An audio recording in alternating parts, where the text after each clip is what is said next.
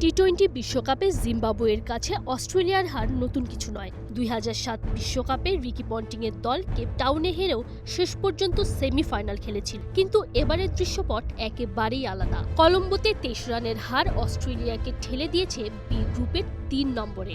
তাতেই অজিদের কপালে ভাঁজ। কিন্তু কেন? বিশ্বকাপে গ্রুপ বিতে অস্ট্রেলিয়ার গ্রুপে থাকা শ্রীলঙ্কা আর জিম্বাবুয়ের পয়েন্ট এখন 2 ম্যাচে 4। অন্যদিকে মাইটি অস্ট্রেলিয়ার পয়েন্ট 2।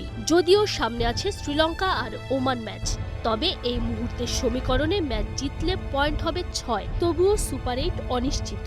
নির্ধারণে আসতে পারে রান রেটের হিসেবও।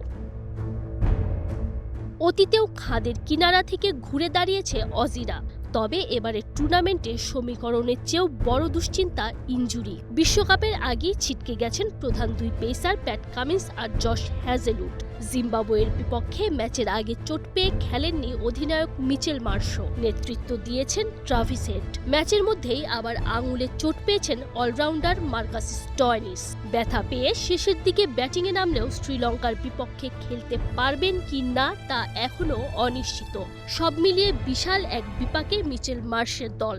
জিম্বাবুয়ে ম্যাচ চলাকালেই তাই ধারাভাষ্যকার অ্যারন ফিঞ্চ সতর্ক করেছেন, আর কোনো চোটই সইবার অবস্থাতে নেই অস্ট্রেলিয়া। মাইটি অস্ট্রেলিয়ার ট্রফি খরা অবশ্য গেল 2 টি-20 বিশ্বকাপ থেকেই চলছে। 2021 সালের ট্রফির পর টানা 2 আসরে সেমিফাইনাল মিস। এবার তো প্রথম রাউন্ড পার হওয়াই চ্যালেঞ্জ। প্রশ্ন একটাই, চোট, আঘাত আর চাপের মধ্যে কি ঘুরে দাঁড়াতে পারবে অস্ট্রেলিয়া?